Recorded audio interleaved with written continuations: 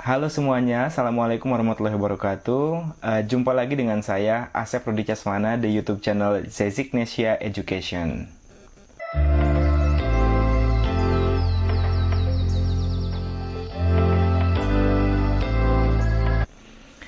Baik, di video kali ini kita akan membahas tentang seleksi berbasis komputer pada seleksi penerimaan beasiswa LPDP. Nah, seleksi berbasis komputer ini merupakan salah satu subtes yang baru ya teman-teman, di mana teman-teman nanti akan diuji dengan menggunakan komputer dan teman-teman harus menjawab beberapa pertanyaan. Nah, kalau tidak salah, seleksi berbasis komputer ini baru ada pada tahun 2018 karena pada saat saya seleksi tahun 2016 dulu itu tidak ada seleksi berbasis komputer. Jadi itu baru ada pada tahun 2018 seperti itu. Nah, kalau dulu setelah seleksi administrasi lolos, kita langsung masuk ke ujian tertulis gitu. Maksud saya langsung ke wawancara. Nah, kalau sekarang setelah teman-teman melaksanakan lolos dari seleksi berbasis komputer, nah, setelah lulus dari seleksi administrasi, teman-teman harus melewati seleksi berbasis komputer terlebih dahulu. Nah, apa sih seleksi berbasis komputer dan bagaimana kita cara menaklukkan dari seleksi berbasis komputer itu sendiri? Nah, kita akan bahas di video kali ini ya. Nah, teman-teman perlu diketahui bahwa jangan sampai gitu ya kita gagal di seleksi berbasis komputer. Kenapa demikian? Karena sebelum kita mendaftar ke LPDP, kita harus berjuang dengan yang namanya TOEFL. Kita harus berjuang dengan yang namanya IELTS gitu kan. Mungkin teman-teman sudah mengeluarkan banyak biaya untuk banyak waktu yang dikeluarkan untuk persiapan TOEFL dan IELTS tersebut. Nah, jangan sampai nanti ketika seleksi berbasis komputer teman-teman tidak ada persiapan sama sekali sehingga teman-teman gagal gitu kan dalam seleksi berbasis komputer. Nah, oleh sebab itu teman-teman benar-benar harus mempersiapkan diri kira-kira apa nih yang bisa kita lakukan dalam persiapan seleksi berbasis komputer. Nah, ini merupakan pengalaman saya pribadi ya, ketika tahun 2019 saya mendaftarkan diri untuk beasiswa LPDP kembali untuk program S3 dalam seleksi berbasis komputer. Sebelumnya saya juga pernah daftar yang pertama tahun 2019 2018 ya, 2018 saya gagal di seleksi berbasis komputer karena pada waktu itu saya benar-benar kurang persiapan.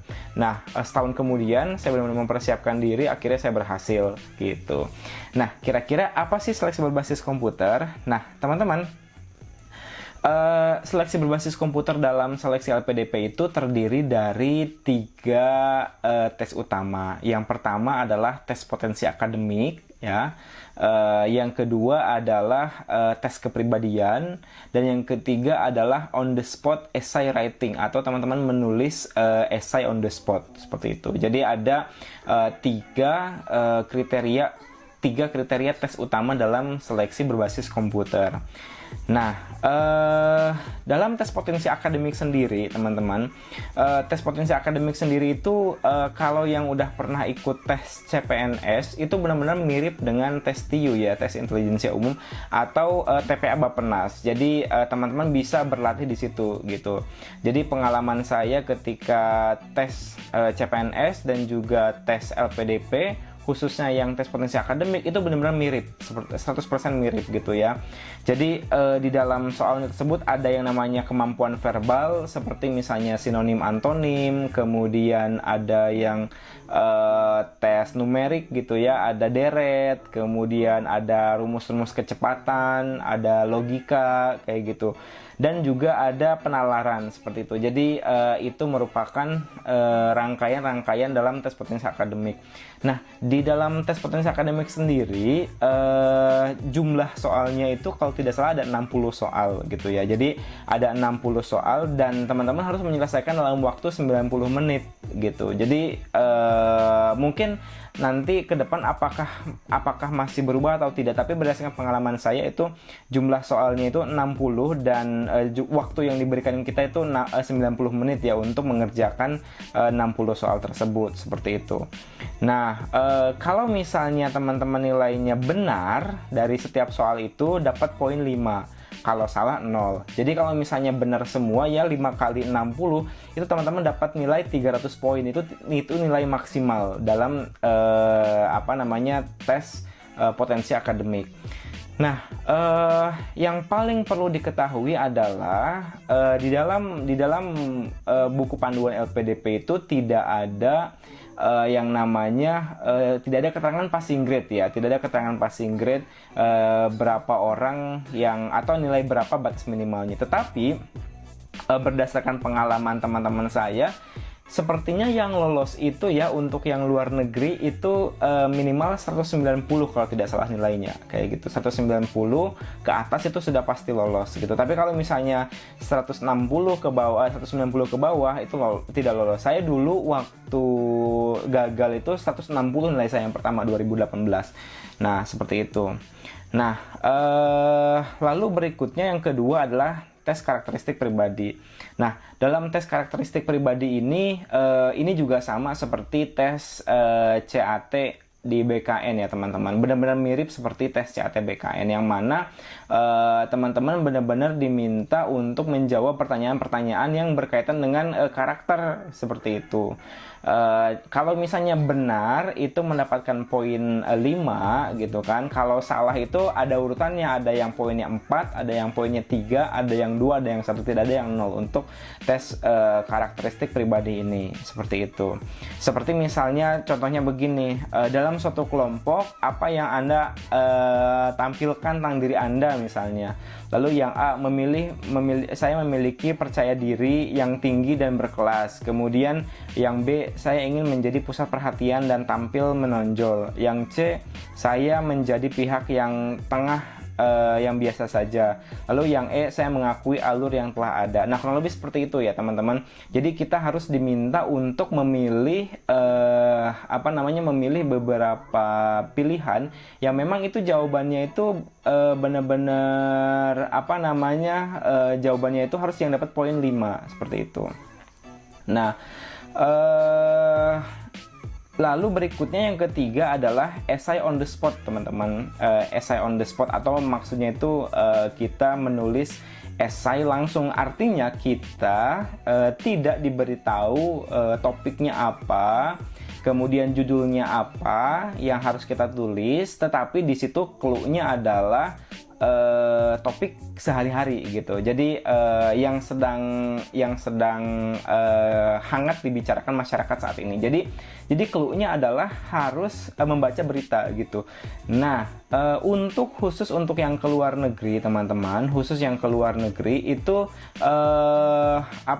kita perlu mempersiapkan diri dari Jakarta Post. Saya berapa kali ya, 3 kali ujian gitu waktu S2.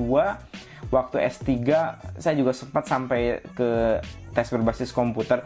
Itu dapat topiknya itu dari Jakarta Post, teman-teman. Saya masih ingat banget waktu saya S2 itu dapat topik tentang waktu itu lagi ramainya bom Tamrin ya. Kalau itu lagi ramainya bom Tamrin. Jadi tentang terorisme seperti itu. Jadi bagaimana pandangan terhadap, tapi ada gambarannya dulu, ada gambarannya dulu bagaimana kita menyikapinya hal tersebut. Lalu pada saat seleksi essay on the spot untuk S3 itu saya dapat topik tentang MUI tentang vaksin seperti itu. MUI Riau atau mana saya lupa ya. Pokoknya tentang fatwa MUI terhadap vaksin seperti itu. Nah, dan itu dari Jakarta Post. Jadi ada ilustrasinya dulu. Enaknya itu kalau on the spot essay writing itu sudah ada ilustrasinya gitu. Jadi kita tinggal menyesuaikan saja gitu. Oh ya, kalau misalnya untuk tujuan luar negeri, essay on the spotnya menggunakan bahasa Inggris gitu. Nah, saya sangat yakin teman-teman kalau misalnya teman-teman sudah terbiasa untuk mengerjakan IELTS gitu kan. Nah, itu saya menggunakan jawabannya itu sesuai dengan IELTS gitu. Jadi tidak kesulitan lagi.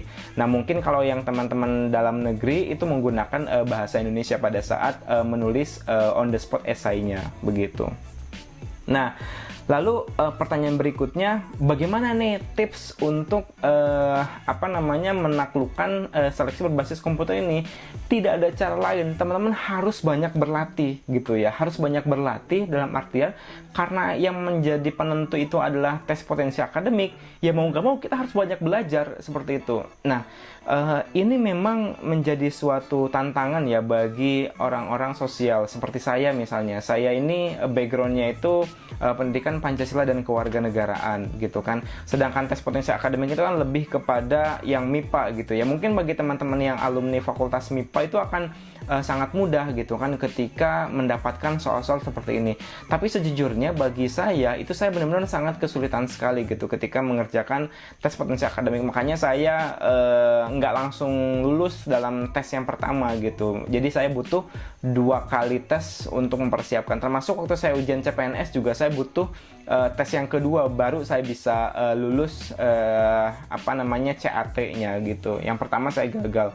Nah, itu saya benar-benar berlatih tiap hari gitu. Jadi teman-teman mau tidak mau kita harus berlatih berlatih tentang latihan lagi dan jangan lupa di waktu gitu ya. Jadi ada sering tryout gitu kan. Jadi zaman sekarang kan banyak sekali di YouTube ya teman-teman. Jadi lebih mudah gitu kan ketika mempersiapkan diri. Nah, jadi jangan sampai kita coba-coba datang teman-teman ke tempat lokasi tanpa adanya persiapan seleksi berbasis komputer. Jadi seleksi berbasis komputer merupakan tes yang memang agak susah-susah mudah ya menurut saya. Jadi harus dipersiapkan dengan baik. Nah, lalu berikutnya untuk persiapan essay on the spot writing gitu kan, on the spot essay writing itu karena ini adalah topiknya yang terbaru gitu kan. Jadi saya sebelum hari H itu saya ngelis topik gitu ya. Misalnya, sekarang yang lagi hangat dibicarakan masyarakat apa? Bukan isu sosial saja, isu olahraga apa, isu ekonomi apa, isu politik apa gitu kan, isu sosial budaya apa gitu. Mungkin sekarang sedang ramai tentang vaksin. Coba kita tulis tentang vaksin gitu kan. Dan juga latihannya menggunakan waktu gitu ya, pakai timer gitu. Jadi formatnya menggunakan format IELTS writing, kemudian ditulis kembali dalam waktu 30 menit. Oh ya, waktunya itu 30 menit ya untuk mengerjakan essay writing on the spot itu waktunya hanya 30 menit. Jadi dipersiapkan dengan baik teman-teman untuk persiapannya itu. Kemudian latihan terus tiap hari. Kalau saya sehari 3 topik tulisan biasanya gitu. Jadi pas hari H tuh enak banget gitu. Kita dapat topik yang sudah kita persiapkan. Jadi tidak perlu berpikir panjang lagi. Kalau misalnya kita punya waktu 10 hari menuju hari ujian gitu kan, dan sehari kita 3 kali, minimalnya kita punya saving 30 topik untuk mempersiapkan seleksi ujian berbasis komputer itu gitu. Nah, jadi teman-teman benar-benar harus mempersiapkan diri. Nah, pada saat hari H gitu teman-teman, H-1 atau H-2 ya nggak usah buka-buka buku lagi. Benar-benar waktunya untuk relax. Jangan sampai besoknya mau tes malam ini teman-teman masih begadang. Itu benar-benar perlu dihindari gitu, karena itu sangat mempengaruhi ya, sangat mempengaruhi ketika teman-teman nanti ujian gitu. Jadi harus dipersiapkan dengan baik, harus dipersiapkan dengan matang, dan juga kondisi kesehatan kita harus dijaga pada saat hari H. Nah, sedangkan pada saat pelaksanaan tes gitu kan, jangan terpaku kepada satu soal. Kalau misalnya ada satu soal yang memang itu susah, di skip dulu karena waktu terus berjalan gitu. Kerjakan soal-soal yang mudah seperti sinonim, antonim, kemudian soal-soal bahasa Indonesianya yang verbal, pokoknya yang itu yang dikerjakan duluan gitu. Yang hitung-hitungan biarlah belakangan, seperti itu. Dan hitung-hitungan juga teman-teman pasti sudah punya prioritas gitu kan, mana yang memang bisa dikerjakan lebih dulu, seperti misalnya deret, saya paling suka banget deret, kemudian kecepatan gitu kan. Nah, yang seperti itu yang coba teman-teman kerjakan terlebih dahulu gitu. Perlu diingat bahwa ini ada waktu ya, jadi teman-teman juga latihan harus menggunakan waktu dalam mengerjakannya, seperti itu. Nah, mungkin itu sekedar sharing ya berdasarkan pengalaman pribadi saya dalam mengerjakan seleksi berbasis komputer, yang mana saya juga gagal yang pertama, yang kedua kalinya baru saya berhasil seperti itu. Oke, thank you for watching, terima kasih. Jangan lupa like, comment, dan subscribe channel ini ya teman-teman, supaya bisa berkembang terus dan bisa berbagi informasi terus tentang perkembangan beasiswa dan update baik tentang LPDP maupun tentang beasiswa yang lainnya seperti itu. Oke, thank you for watching. Assalamualaikum warahmatullahi wabarakatuh. Nah teman-teman, itu dia video pembahasan tentang seleksi berbasis komputer beasiswa LPDP Kementerian Keuangan. Nah teman-teman, terima kasih sudah menonton. Tapi jangan lupa harus banyak berlatih ya tentang bagaimana cara tes potensi akademik, kemudian on the spot essay writing, dan yang lainnya seperti itu. Nah, supaya video ini lebih bermanfaat, teman-teman jangan lupa subscribe YouTube Ziknesia Education supaya kami makin berkembang. Kemudian follow juga Instagram @ziknesia_education dan @arca500. Dan jangan lupa share video ini ya kepada teman-teman yang lain supaya bisa bermanfaat juga buat orang lain. Oke, terima kasih sudah menonton. Assalamualaikum warahmatullahi wabarakatuh.